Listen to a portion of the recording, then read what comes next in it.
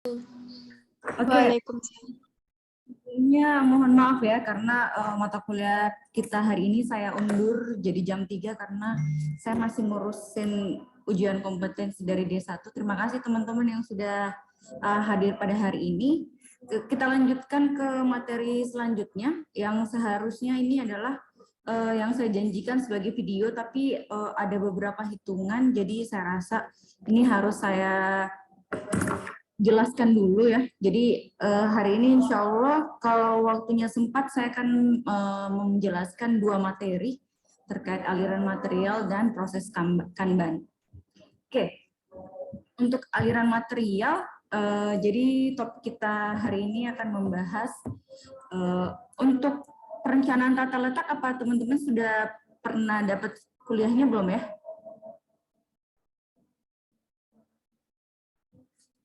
Halo, perencanaan tata letak sudah dapat atau baru semester ini? Sudah, Bu. Sudah Baru dapat semester ini. semester ini. Oke. Iya, Bu. Jadi kurang lebih ini agak nyambung dengan perancangan tata letak. Jadi topiknya tentang pola aliran material yang akan menggambarkan tentang macam-macam pola aliran dalam bahan baku atau material. Kemudian perencanaan aliran material yang di sini adalah teknik-teknik yang dapat teman-teman gunakan atau untuk menganalisa aliran material itu sendiri.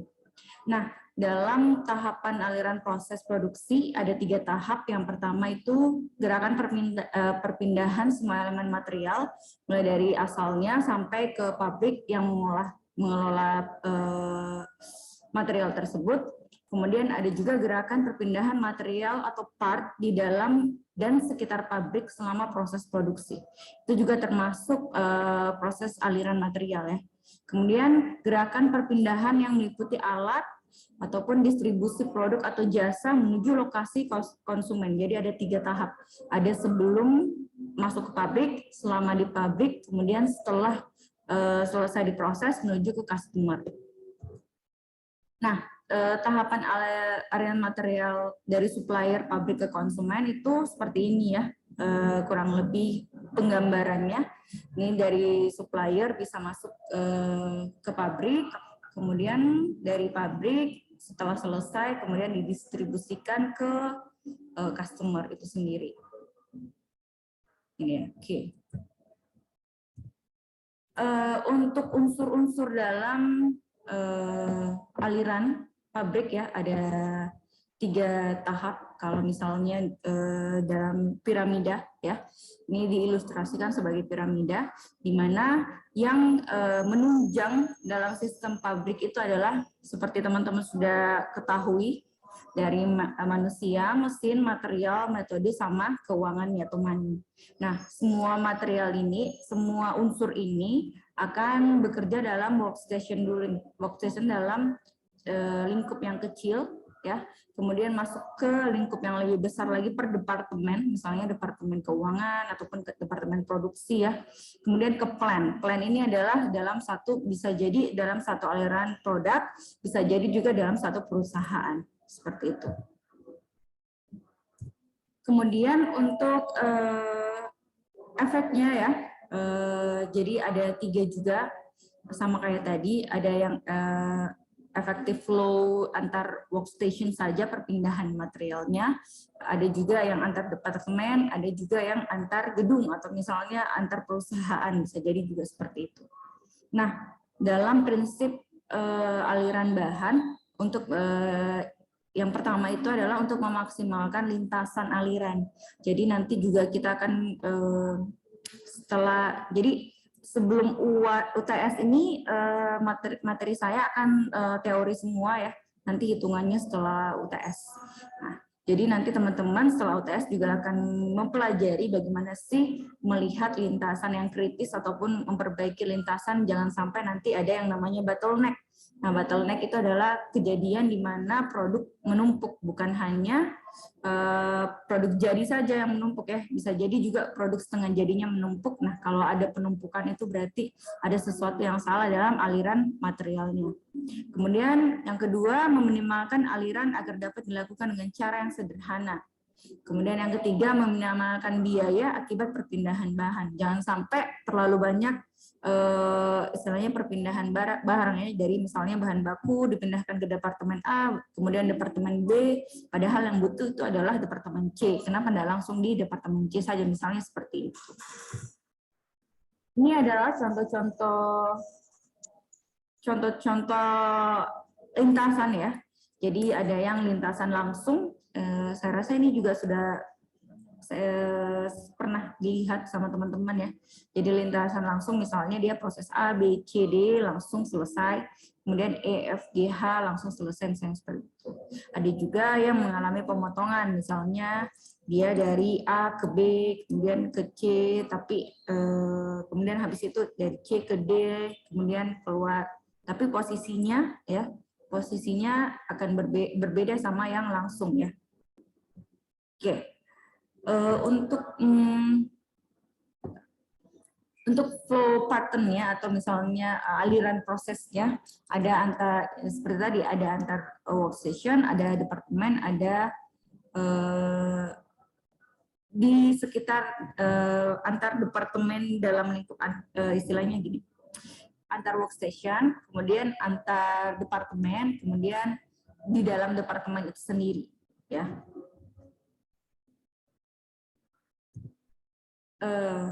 Nah, untuk produk departemen ya, di sini untuk flow untuk sesama departemen ada yang namanya produk departemen, ada juga proses departemen. Jadi kalau aliran material di antara departemen itu ada yang namanya end to end, ada juga back to back, ada front to front ya, ada yang selular.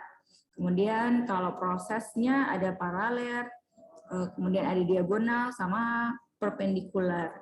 Apa sih yang dimaksud seperti itu? Nah, ini saya jelaskan posisinya ya. Jadi kalau end-to-end product ya, dan back-to-back product, dan juga out angle atau flow pattern ini biasanya mengindikasikan kalau dalam satu workstation ya, atau dalam satu stasiun kerja itu biasanya hanya ada satu operator. Jadi bisa teman-teman lihat di sini end to end ya. Jadi satu operator selesai kemudian dioper ke operator selanjutnya. Back to back juga sama. Jadi saling berhadapan, kemudian yang satu mengerjakan misalnya pekerjaan A, yang satu juga bisa jadi mengerjakan pekerjaan A juga, tapi bisa juga mengerjakan pekerjaan B, yang kemudian nanti misalnya dirakit di C, seperti itu. Yang flow, bisa teman-teman lihat sendiri ya, ini biasanya berdasarkan proses alur produknya ya. Jadi dari orang pertama, kedua, ketiga, keempat itu mengalir saja seperti itu. Kemudian ada yang namanya front to front pattern ya. Jadi berbeda sama back to back tadi. Oke. Jadi ini saling orangnya dalam posisi yang sama tapi workstation-nya saling membelakangi seperti itu. Jadi biasanya ini ada juga yang bekerja ya. Kalau misalnya satu operator mengerjakan untuk dua workstation. Nah, biasanya posisinya seperti ini. Nah, kalau misalnya circular, bisa jadi juga operator tersebut bekerja lebih dari satu workstation. Atau misalnya mengerjakan lebih dari satu mesin, itu bisa juga terjadi. Nah, posisinya bisa seperti ini ya, circular. Ini juga ada bentuk lainnya, ya. Jadi flow within process department ya. Jadi ada yang paralel seperti ini, kemudian ada yang perpendikular ya. Jadi dia saling membelakangi, ada yang diagonal juga. Ya tergantung biasanya sih tergantung mesinnya ataupun ruang dari perpindahan antar materialnya. Ada sebenarnya yang lebih menguntungkan ketika dia berposisi diagonal dibanding paralel, biasanya seperti itu. Tapi dilihat lagi ya produknya seperti apa. Jangan lupa. Nah, untuk aliran proses antar departemen ini biasanya digunakan untuk mengevaluasi fasilitas ya, fasilitas kerja secara keseluruhan. Nah, biasanya ini merupakan kombinasi antara beberapa partner ya. Jadi bukan hanya dalam satu perusahaan itu, bukan hanya misalnya dia pakai diagonal saja, tapi malah justru bisa dikombinasikan antara metode model-model yang tadi saya jelaskan. Bisa jadi 4 atau lebih, bisa jadi seperti itu. Kemudian untuk istilahnya pentingnya mengkombinasikan pattern ini, yaitu untuk istilahnya meminimalkan lokasi ya, sehingga keluar masuknya aliran material itu bisa lebih lancar. Jangan sampai tersendat dalam misalnya satu departemen ataupun di lokasi tertentu. Nah, sebagai hasilnya dari plot planning tadi ya, jadi lokasinya ini bisa mulai dari masuknya material sampai keluarnya material itu bisa fix, bisa istilahnya bisa memberikan lokasi dengan fasilitas yang nyaman untuk pergerakan aliran material tersebut. Nah, untuk flow-nya bisa juga dia lurus kayak tadi ya, bisa U-shape juga, jadi bentuk U ya, bisa S-shape, kemudian bisa W-shape, tergantung istilahnya materialnya seperti apa. Nah ini bentuknya juga ya, jadi ada lokasi, kalau lokasi yang sama bisa juga seperti ini ya, dia alirannya masuk, kemudian nanti keluarnya dalam satu alur. Bisa juga dia agak berkelok-kelok, ini bentuknya W. Kemudian kalau dalam satu side saja atau satu sisi saja ya, misalnya masuknya dari samping, dari samping bisa menggunakan pattern ini ya. Kemudian kalau dia mau keluar masuknya dari samping ya, ini juga bisa pakai metode seperti ini, ataupun saling berseberangan, masuknya misalnya dari sisi kiri keluarnya dari sisi kanan, atau misalnya masuknya dari sisi kanan keluarnya dari sisi kiri, bisa pakai yang opposite. Jadi macam-macam bentuk aliran material. Nah, kalau pola aliran saya pause dulu ya untuk azan.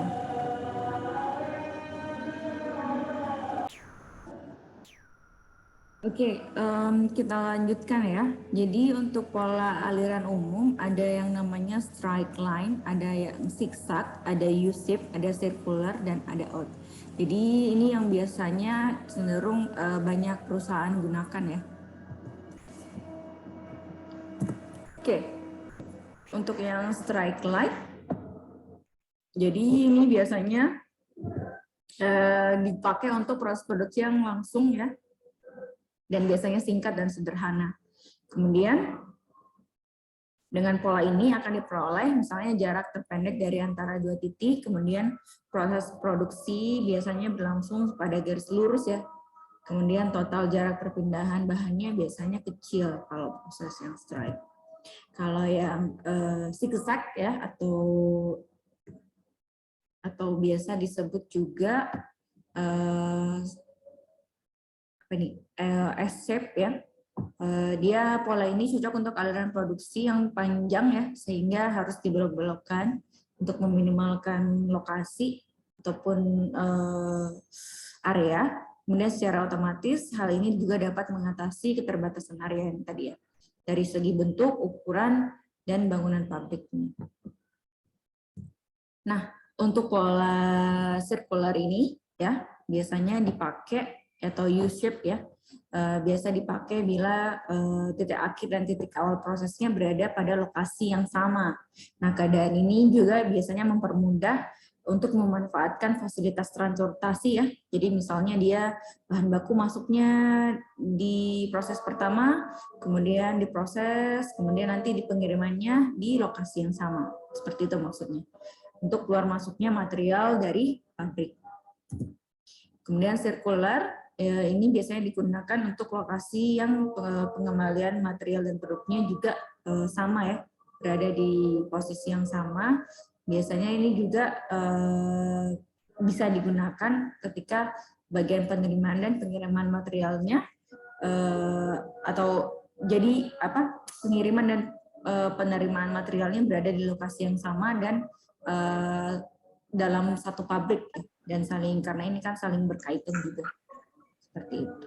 Jadi kalau dia titik kirim ataupun penerimaan barangnya sama bisa pakai sirkular ataupun U-shape. Kalau at Angel dia di sini proses handlingnya biasanya secara mekanis ya. Kemudian ada keterbatasan ruangan, jadi menyebabkan aliran ini yang menyebabkan aliran yang lain tidak dapat digunakan. Kemudian dikehendaki adanya pola aliran yang tetap. Jadi Odd Angel ini tidak beraturan ya. Jadi ada juga yang menerapkan hal ini karena keterbatasan dari perusahaan tersebut. Nah, contohnya seperti ini. Jadi bisa jadi 1 ke 2, 2 ke 3 ya, posisinya tidak beraturan. Sehingga pola ini akan memberikan lintasan yang pendek ya. Biasanya kalau materialnya tidak terlalu besar, nah ini juga bisa digunakan. Kemudian untuk pola aliran bahan untuk proses perakitan ya. Jadi ada 3 macam pola umum yang digunakan, ada combination assembly line, ada tree assembly line ya, kemudian dan dendritic assembly line ya, kemudian ada overhead. Nah ini combination, jadi ini adalah pola atau tempat perakitan yang utama ya. Kemudian misalnya nanti bahan-bahan lainnya bisa datang dari pinggirnya, ini sub assembly line-nya. Contohnya biasanya ini adalah proses pembuatan mobil biasanya pakai kombinasi. Jadi mobilnya bisa jalan, kemudian misalnya perakitan bahannya sebelah kiri, misalnya nanti masuk ke main assembly-nya, kemudian misalnya yang lainnya juga bisa seperti itu. Oke. Nah, kalau tree assembly line ya, jadi dia dari kiri kanan. Jadi ada yang bisa istilahnya sub assembly-nya bisa dari kiri dan kanan. Jadi main assembly-nya berada di tengah seperti itu. Perbedaannya seperti secara jelas bisa terlihat pada gambar. Kalau ada tree assembly line ya, jadi ini perbedaannya biasanya untuk produk-produk assembly yang agak panjang ya. Jadi misalnya dari inputnya, kemudian di assembly di poin utama dulu pertama, kemudian masuk ke poin kedua. Nah, bisa dilihat di sini alirannya ya, ada yang langsung ke pola ketiga. Nah, jadi dari pola kedua masuk ke pola ketiga, nanti di assembly sama yang tadi, yang langsung masuk ke pola 3 baru dia jadi produk jadi. Ini namanya pola dendritic assembly line. Kemudian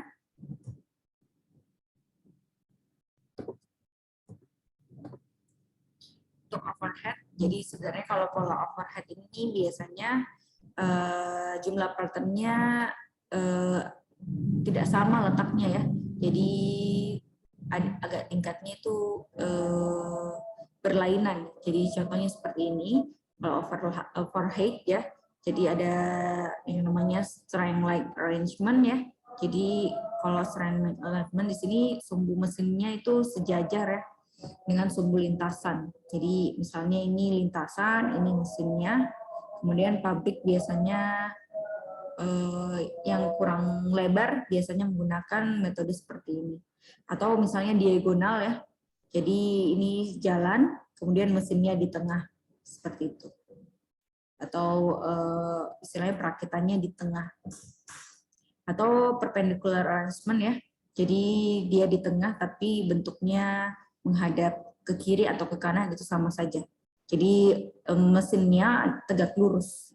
Jadi beda sama yang diagonal ya. Sama straight line juga berbeda. Jadi bisa menurut saya sih lebih jelas dilihat dari segi gambar ya. Kalau sirkular itu bisa jadi mesinnya dia berbentuk lingkaran ya. Untuk pengaturan mesin ini biasanya untuk operatornya yang mengarahkan lebih dari satu mesin. Jadi kalau untuk mesin biasanya dia pakai pola aliran seperti ini. Nah, faktor-faktor pada aliran bahan yang pertama, karakteristik bahan tersebut ya, yang dikerjakan ataupun yang dipindahkan, kemudian peralatan yang dipakai untuk memindahkan, kemudian gerakan-gerakan dari operator tentu saja, kemudian fasilitas yang diperlukan untuk operasi,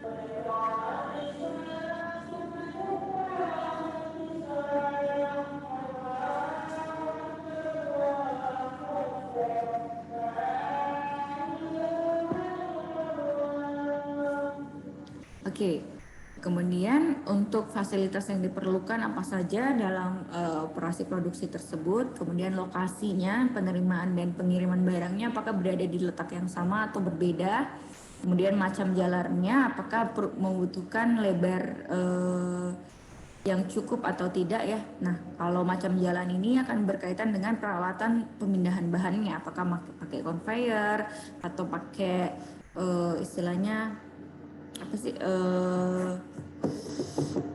truk ataupun misalnya sekedar pakai troli saja. Nah, ini akan mempengaruhi lebar jalannya. Kemudian bentuk pabrik juga sebaiknya direncanakan sefleksibel mungkin ya, sehingga ketika misalnya kita ada ekspansi atau ekspansi itu artinya penambahan produk ya, produk baru ataupun barang baru. Jadi bisa lebih istilahnya tidak merubah banyak dari aliran material yang sudah ada. Nah, tahapan dalam perencanaan aliran material yang pertama kita identifikasi dulu dan amati apa saja elemen yang akan bergerak ataupun mengalir, baik melalui mesin ataupun fasilitas produksi yang sudah ada. Ya, kemudian kumpulkan semua data yang diperlukan untuk masing-masing elemen tersebut.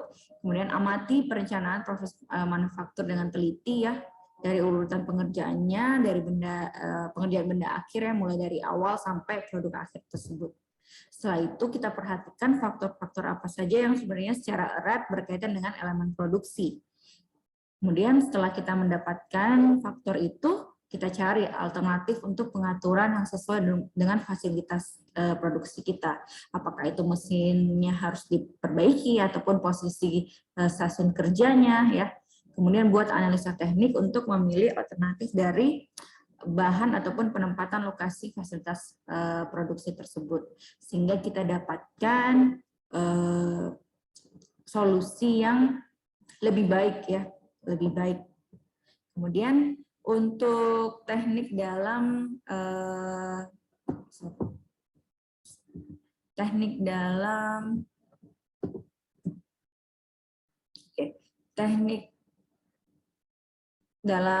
konvensional ya. Dalam teknik konvensional biasanya ini sudah sangat tidak asing bagi teman-teman apalagi yang sudah semester 3.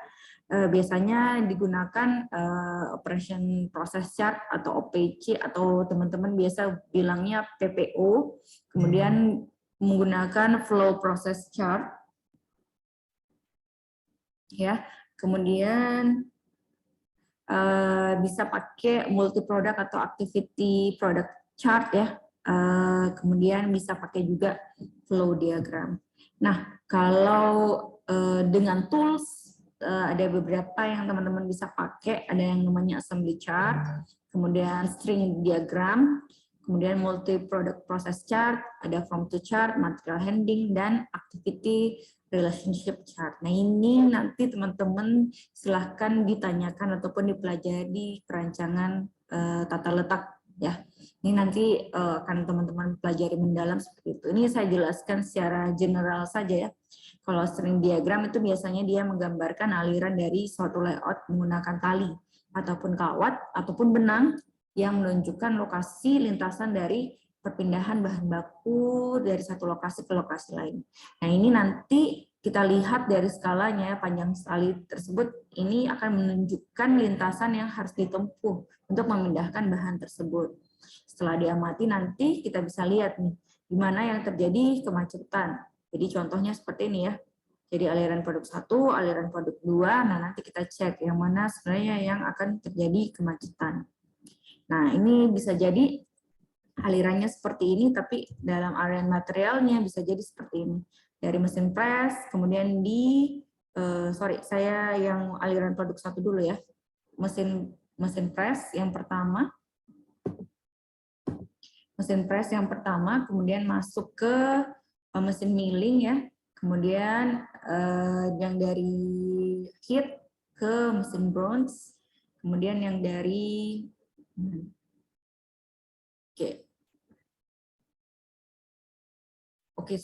yang tadi mesin press masuk ke mesin grinding, kemudian grinding ke painting ya, ke painting, dari painting ke inspeksi, kemudian bisa di packing.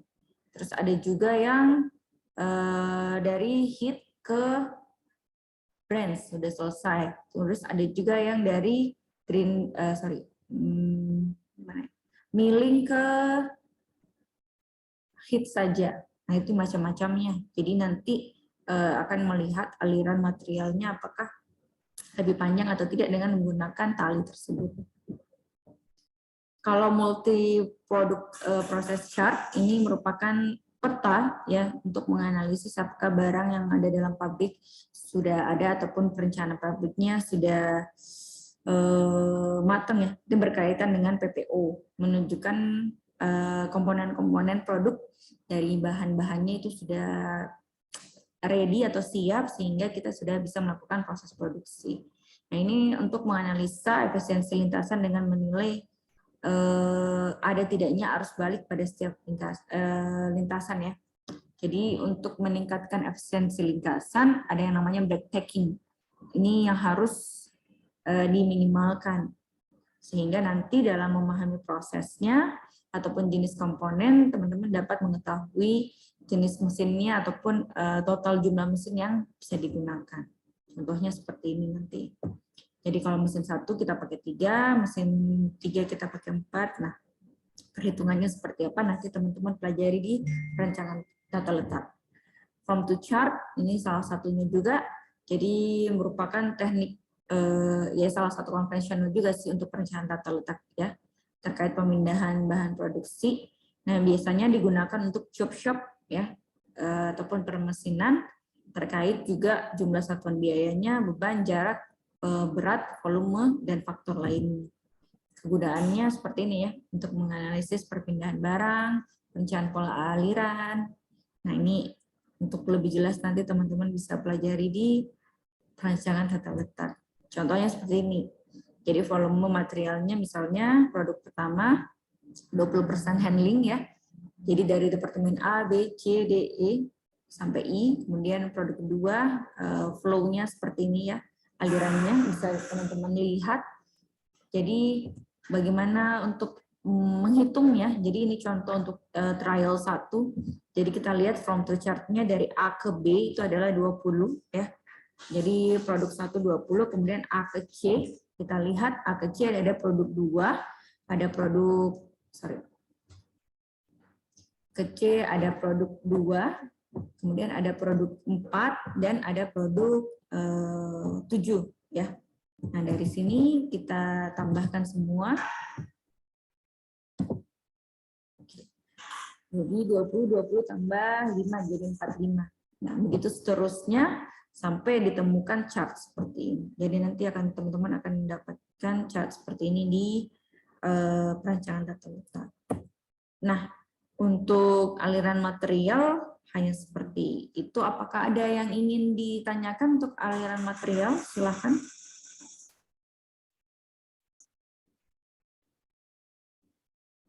Oke, jadi mungkin karena teori ya, jadi saya rasa sih cuma menjelaskan macam-macam aliran saja ya. Mudah-mudahan bisa dipahami. Untuk materi selanjutnya, oke, saya masuk dari proses Kanban ya. Mungkin teman-teman yang sudah praktek kemarin sudah sebenarnya sudah menerapkan proses Kanban ini, meskipun mungkin ada yang tidak tahu Kanban itu apa sih. Jadi untuk klasifikasi pengendalian sistem produksi ya, seperti yang saya jelaskan di pertemuan sebelumnya, ada sistem pull, ada sistem push, di mana kalau push itu dia nanti akan harus kuat di rencana MRT-nya dan perencanaan persediaannya ya. Kalau dia sistemnya pull ya, dia harus ada sistem just in time, kemudian ada proses Kanban, kemudian ada yang namanya juga Conway model. Ya, okay. Jadi kalau dia nyetok ya, kalau dia sistemnya nyetok, dia harus istilahnya memperbanyak dari segi persediaannya ataupun proses produksinya harus sehingga proses produksinya itu tidak perencanaan produksinya lebih matang lah seperti itu. Nah, kalau di sini definisi Kanban sendiri ya, jadi ini adalah bisa jadi sebagai kartu penanda atau isyarat ya, ataupun bisa sebagai sinyal visual yang nanti melihat aliran informasi antara sistem produksi tersebut, kemudian dari sistem itu dapat mengendalikan proses produksi barangnya, dan yang paling penting nanti ya kaitannya dengan sistem produksi just in time. Nah, Kanban sendiri merupakan salah satu alat penting untuk sistem produksi just in time ya. Jadi selama ini perusahaan yang menerapkan Kanban digunakan untuk mengendalikan jumlah persediaan yang dibutuhkan. Jadi awal idenya proses Kanban ini muncul dari supermarket. Jadi pihak manajemen ingin mengatur bagaimana sih operasi penjualan supermarket berdasarkan permintaan customer ya, dengan menyediakan barang-barang sesuai rak yang dibutuhkan sama customer. Sementara dalam proses manufaktur, Kanban juga bisa digunakan untuk mengetahui berapa banyak jumlah persediaan yang datang dari supplier dan berapa banyak jumlah persediaan yang akan digunakan untuk departemen produksi. Nah, fungsi Kanban sendiri di sini untuk memberikan informasi ya terkait pengambilan ataupun pengangkutan, kemudian memberikan informasi terkait produksinya, terus berlaku sebagai perintah kerja yang ditempel langsung pada barang tersebut. Kemudian untuk mencegah produk cacat dengan mengenali proses ya, sehingga proses istilahnya proses apa sih yang menyebabkan produk kita itu jadi cacat. Kemudian mengungkapkan masalah yang ada biasanya juga bisa kelihatan. Nah, karena ini sebagai visual kita bisa dengan mudah melihat ya proses yang sekarang terjadi itu proses apa sih. Kemudian perbaikannya bisa secara manual juga, kemudian alat untuk melakukan improvement ya, atau perbaikan. Nah ini contohnya, jadi kalau fungsi Kanban sebenarnya apa yang harus dikerjakan sebelah kiri, kemudian apa yang sudah dikerjakan, kemudian apa yang sudah selesai. Jadi nanti teman-teman kalau praktikum akan secara tidak langsung menerapkan proses Kanban. Jadi kalian bisa tahu apa sih sebenarnya yang sedang dilakukan ya, kemudian apalagi yang harus dikerjakan untuk membuat produk kalian selesai. Kanban di sini berfungsi untuk mengatur pergerakan bahan dalam sistem produksi agar bisa tepat waktu. Jadi kita tahu nih apa saja yang belum dikerjakan.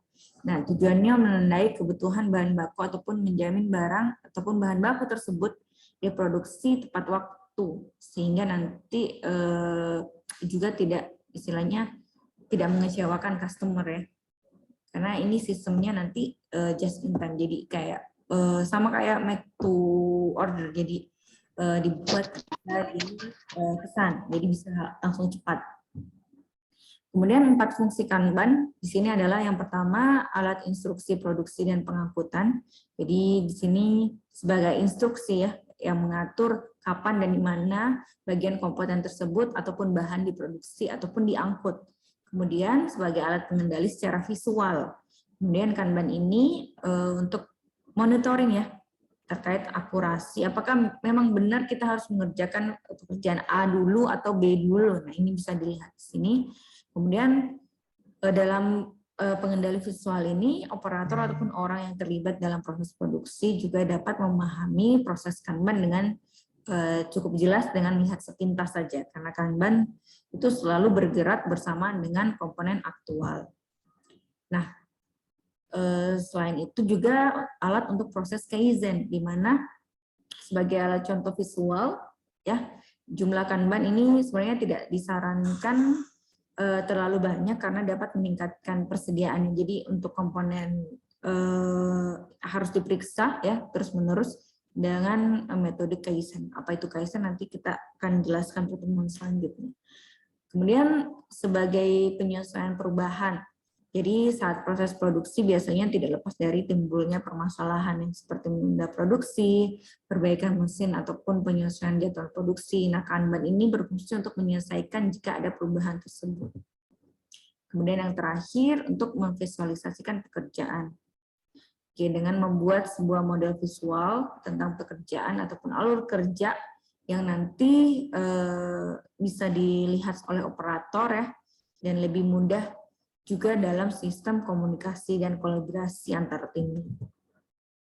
Sorry, ternyata masih ada. Kemudian ini batas work in process.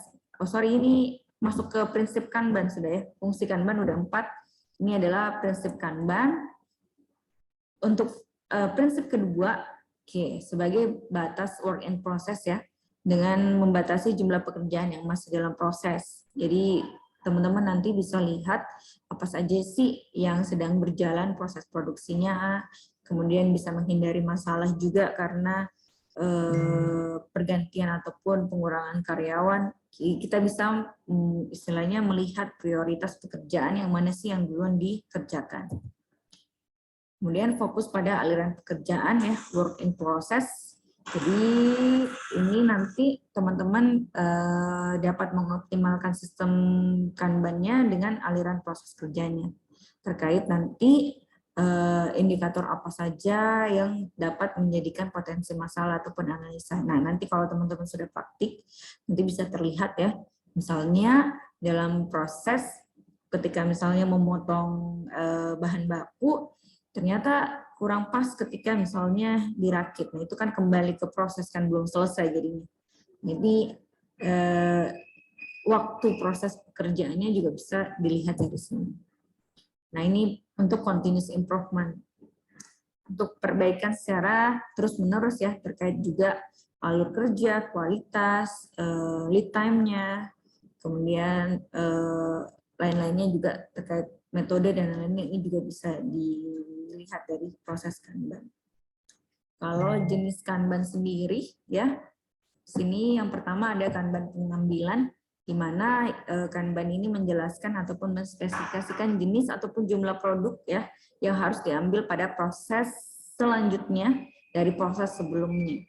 Nah, kemudian yang kedua Kanban perintah produksi, yaitu Kanban yang menjelaskan atau menspesifikasikan jenis ataupun jumlah produk yang harus dibuat. Nah, kalau saya tidak salah ingat, kayaknya yang digunakan di praktikum itu adalah Kanban perintah produksi ya. Jadi kayak misalnya kakinya harus 4 ataupun misalnya lacinya harus 2. Nah, ini nanti teman-teman bisa lihat di sini. Kemudian ini untuk proses Kanban-nya sendiri ya. Jadi untuk perintah produksi dan pengambilan, kalau perintah produksi ada Kanban produksi biasa, ini istilahnya terkait dengan selain lot ya, tapi kalau misalnya pakai lot ataupun batasan itu harusnya pakai segi Kanban segitiga namanya. Kemudian untuk Kanban pengambilan bisa antar proses ya, dalam proses manufaktur atau dalam area produksi, bisa juga Kanban pemasok dari supplier ya. Aturan dalam Kanban sendiri yang pertama hanya mengambil barang yang dibutuhkan saja sesuai dengan ketentuan Kanban. Jadi take only what is needed. Jadi yang kalian butuhkan saja. Kemudian yang kedua hanya memproduksi jumlah yang dibutuhkan oleh pelanggan sesuai dengan ketentuan Kanban. Jadi kalau misalnya nanti praktikumnya bikinnya lacinya 2, ya udah lacinya 2 saja, nggak usah bikin 3. Jadi sesuai dengan quantity require-nya, jadi ketentuan kuantitas yang telah ditentukan. Kemudian tidak ada item yang dipindahkan ataupun digunakan tanpa Kanban ya. Jadi semuanya harus dilihat, jangan sampai dikerjakan tapi Kanban-nya nanti belum dipindahkan misalnya seperti itu. Tidak boleh mengirimkan produk yang cacat ataupun jumlah yang tidak sesuai dengan proses selanjutnya. Karena itu akan mempengaruhi ke proses selanjutnya. Kemudian Kanban harus diterapkan secara konsisten pada semua item. Ini juga paling penting ya. Jangan sampai item pertama saja yang seperti itu, tapi item kedua sudah tidak memenuhi proses Kanban ini. Kemudian jumlah Kanban dapat dikurangi ataupun ditambahkan sesuai dengan kebutuhan aktivitas produksi itu sendiri. Nah ini peraturannya, peraturan 1 dalam pengambilan barang atau bahan, proses produksi berikutnya harus sesuai dengan yang ditentukan ya. Ada syarat-syarat tertentu. Yang pertama, yang harus dipenuhi peraturannya, yang pertama setiap pengambilan tanpa Kanban harus dilarang. Jadi tidak boleh mengambil barang ataupun komponen yang lebih besar dari jumlah yang tertera di Kanban, dan Kanban harus selalu ditempel ataupun dikaitkan pada unit produksi fisik atau produk fisik ya. Syaratnya ya, agar Kanban dapat berjalan baik ya, perataan produksi, jadi alur prosesnya itu tidak boleh ada yang menumpuk ya. Kemudian tata ruang prosesnya juga harus bagus. Kemudian standar dalam proses pengerjaannya juga harus sudah tertata. Kalau misalnya nanti dalam praktikum mungkin harus menggunakan sarung tangan, silahkan harus menggunakan sarung tangan sesuai dengan standarnya. Peraturan yang kedua ya, jadi syarat dalam proses kedua ya, ini proses terdahulu harus menghasilkan produk ataupun barang yang sesuai dengan jumlah yang dibutuhkan saja. Jadi dilarang memproduksi barang lebih dari jumlah yang sudah ditentukan. Kemudian proses produksi bahan ini harus sesuai dengan urutan asli permintaannya ya. Jadi mengikuti aturan kedatangan Kanban pengambilan. Peraturan ketiga di sini, perusahaan tidak memproduksi komponen lebih dari yang tertera. Tentu saja selain itu barang ataupun komponen yang masuk dalam proses berikutnya tidak boleh dalam kondisi cacat, jadi harus dicek dulu sebelum masuk ya.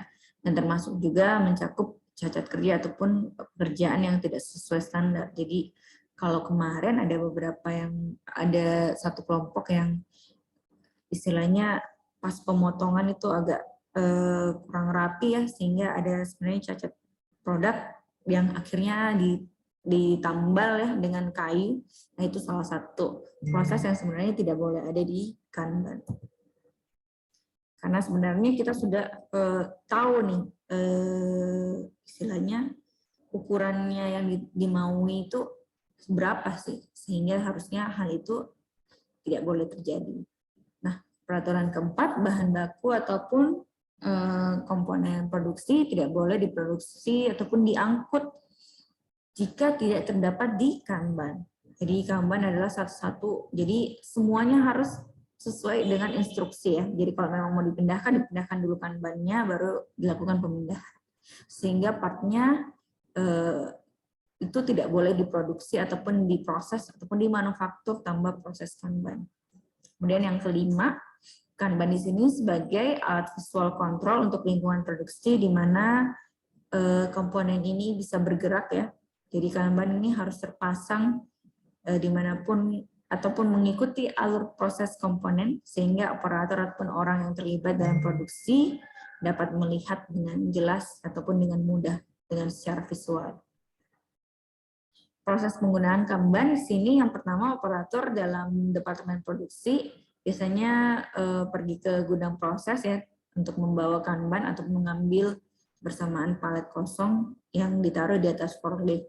Nah, proses berikutnya operator ini akan mengambil barang ataupun komponen di gudang B misalnya. Kemudian operator itu melepaskan ataupun mencabut Kanban perintah produksi dari unit fisik ya untuk diletakkan pada pos penerimaan Kanban. Nah, Kanban ini kemudian dari perintah produksi yang telah dilepas ataupun dicabut nanti akan ditukar ke Kanban pengembalian, sehingga Kanban pengembalian tersebut yang ditempel ke unit fisiknya, sehingga operator produksi tersebut melakukan pemeriksaan dengan kebenaran dari sesuai spesifikasi barang dan jumlah. Setelah itu unit fisik ini yang sudah kita ambil tadi kemudian dibawa ke proses selanjutnya. Apabila unit ini masih dalam tahapan produksi, maka urutan produksinya harus disesuaikan dengan urusan pelepasan ataupun pencabutan Kanban perintah.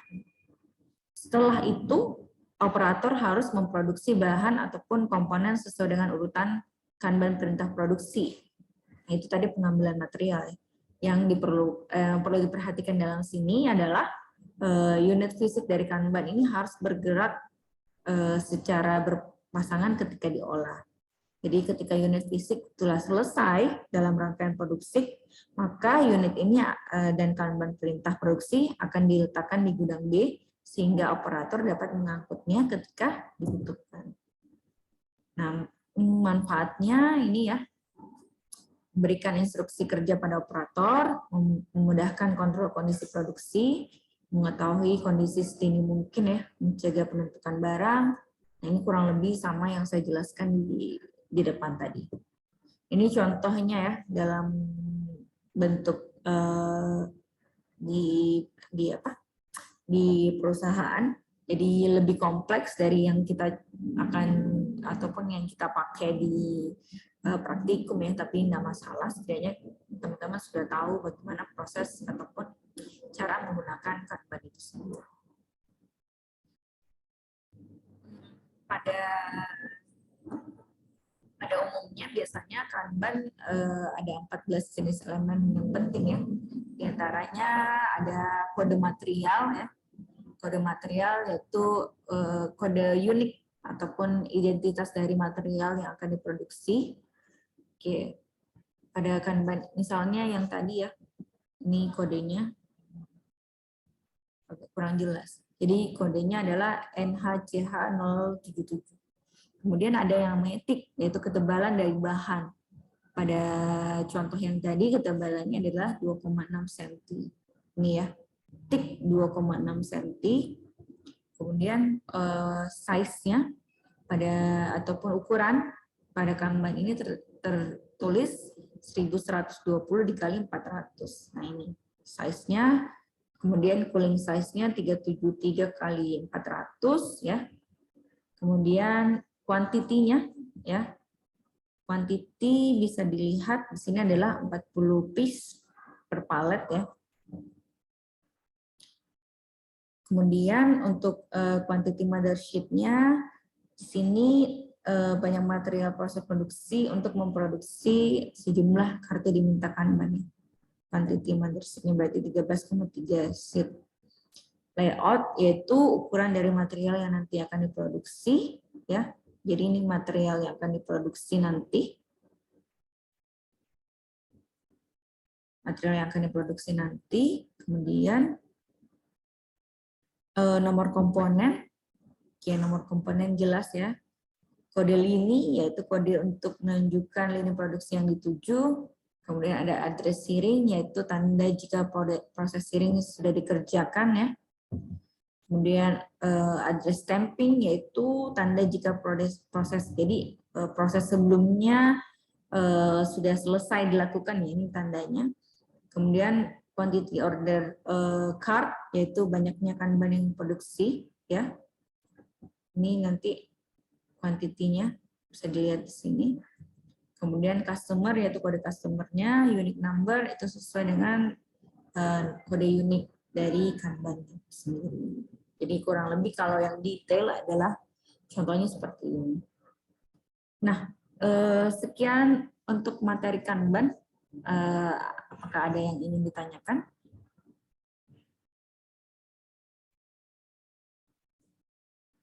Bagaimana? Sudah jelas?